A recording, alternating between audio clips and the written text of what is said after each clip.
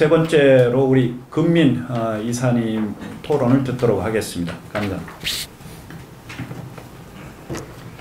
네, 제가 두 분 선생님들과 기본소득에 대해서 연구를 하기 시작한 것도 9년, 10년 이렇게 되는데 최근 보면 적어도 아동수당, 보편적 아동수당 또는 노인기본소득 이 두 부분에 대해서는 적어도 더불어민주당에서는 합의가 좀 이루어져 있는 거 아닌가 이렇게 생각이 들고요. 굉장히 고무적인 일로 생각합니다.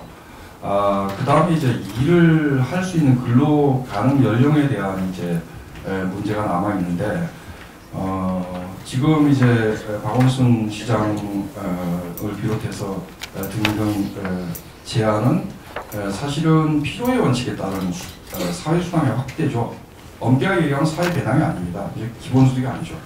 그러니까 필요한 사람들한테 주겠다 이런 건데 저는 그거 역시 일정한 발전이라고 봅니다. 그러나 뭐 4차 산업혁명이 진행이 되고 일자리 부족 문제가 더 심각해지면은 어쩔 수 없이 기본소득으로 넘어갈 수밖에 없지 않겠느냐 이런 생각이 듭니다.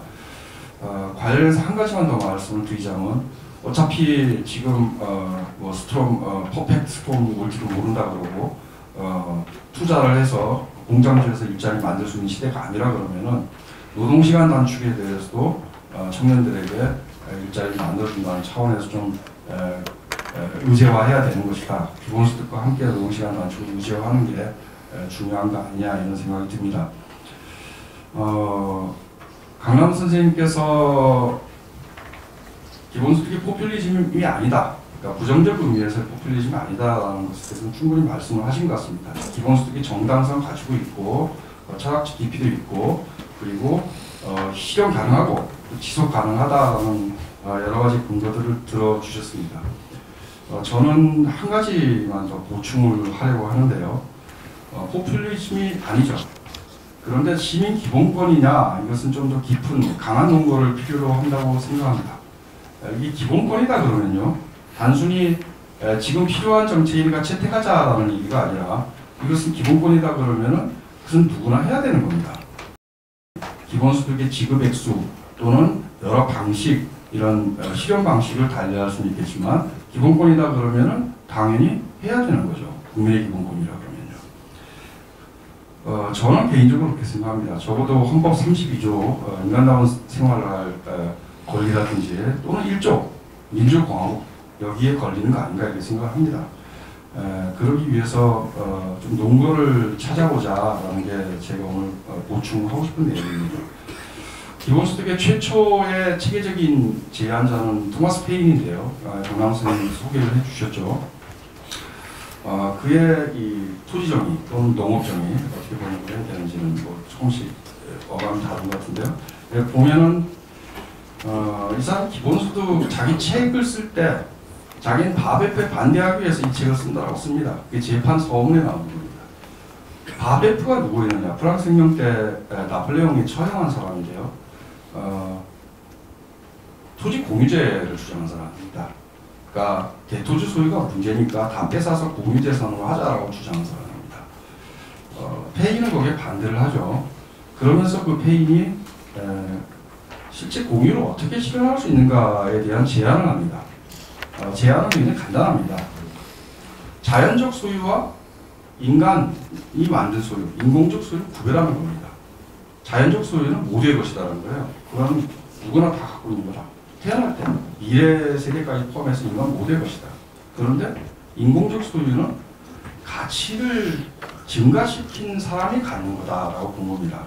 물론 페인은 가치가 증대하려면 즉 땅을 개간하려고 하면 협동이 있어야 된다.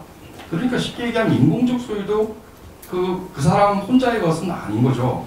그러나 적어도 그 사람의 노력이 들어가 있죠. 소유권자의 노력이 들어가 있죠. 그래서 페인이 모든 것을 공유로 돌릴 수가 없다라고 생각을 하는데요. 이유는 자연적 소유와 인공적 소유를 나눌 수가 없다는 겁니다. 즉 개간을 했어요. 땅을. 근데 그 개간을 한 땅에 어디까지는 자연적 소유고 어디까지는 인공적 소유라고 말할 수가 없는 거 아닙니까? 그러니 인공적 소유에 대한 침해가 일어나기 때문에 공유재산으로 전부 돌리면 불가능하다 이렇게 봅니다. 그럼 어떻게 모든 사람의 공유를 실현을 해야 되느냐? 토지세를 걷자였습니다. 그리고 그것을 기금으로 만들어서 평등 분배하자. 이 분배 방식으로 이제 두 가지가 제한이 되는데요. 하나는 20살이 될 때 이제 직원급여식으로 종잣돈을 나눠주자라는 거고, 또 하나는 50세 이상이 되면은 기본소득을 노인기본소득이죠. 50세 이상인 노인기본소득을 주자. 이런 식으로 얘기를 합니다. 그러니까 굳이 얘기하자면 이것은 공유자산을 가지고 공유자산의 이득을 배당하는 그러니까 알래스카 모델 같은 게 아니라 일종의 공유지 배당론이죠. 한국에서도 할 수 있는 겁니다. 모든 조세형 기본소득의 출발점이 된다고 볼 수 있습니다. 한국에도 토지 공개념이 있지 않습니까? 그렇다면 굳이 모든 토지 소유자들의 재산을 다 공유 재산으로 뭐 사유주의식으로 뺏는 게 아니라 그냥 사유재산권을 인정해주고, 그러나 원래는 이것이 당신의 재산일 뿐만 아니라 공개념 입각에서 공유재산이기도 하다. 그러니 토지세를 내라. 토지세를 내고 그걸 전부 다 토지 배당을 한다. 이렇게도 할 수 있는 겁니다. 현대에 와서 공유재산 이런 의미의 공유지는 굉장히 늘어났습니다.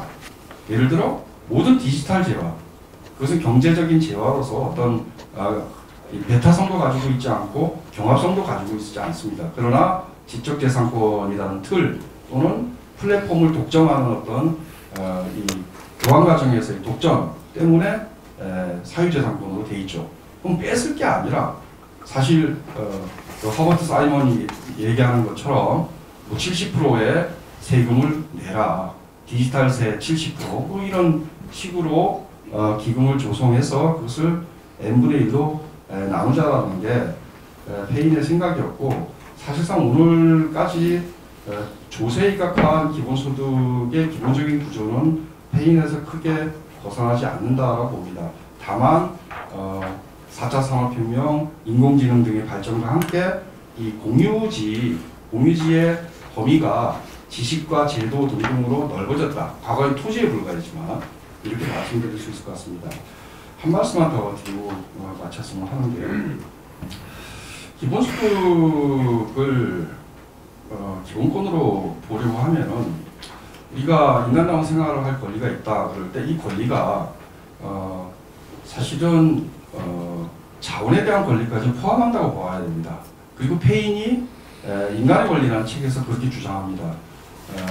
인간다운 라이빙, 자기 보존권, 생활할 권리란 자원에 대한 권리를 포함하는 것이다. 그리고 어쩌면 이와 같은 자원에 대한 권리가 선거권이라든지 참정권보다 훨씬 더 일차적인 권리일지도 모른다는 주장을 합니다. 이 권리를 어떻게 사유재산권 제도 아래서 보장해 줄 건가를 탐구한 책이 저는 이제 농업정의론이라고 보고요. 이렇게 본다 그러면은 사실은 정치적인 기본권, 우리가 투표를 하고 대통령을 뽑을 수 있고 자기 스스로 뭐 입후보도 할 수 있고 이런 정치적 기본권과 사회경제적 기본권이라는 게 두 개의 별도의 권리, 하나는 불가침의 권리고 사회경제적 기본권은 입법자가 즉 직권 세력에 따라서 이렇게 저렇게 줄이고 늘리고 할 수 있는 권리가 아니라 하나의 통합된 권리라고 볼 수도 있지 않는가라고 생각합니다. 한 말씀만 마지막으로 드리겠습니다. 그래서 19세기 노예해방, 20세기 보통선거권운동, 이 민주주의의 실제 내용이었다 그러면은 21세기에는 기본소득이 민주주의의 내용이 아닐까. 그렇게 되면 실제 모든 사람이 국민 주권자라고 말할 수 있고 실제 사회정치에 참여를 할 수 있는 아주 실질적인 조건들을 가질 수 있는 게 아닌가 이런 말씀 드리고 싶습니다. 감사합니다.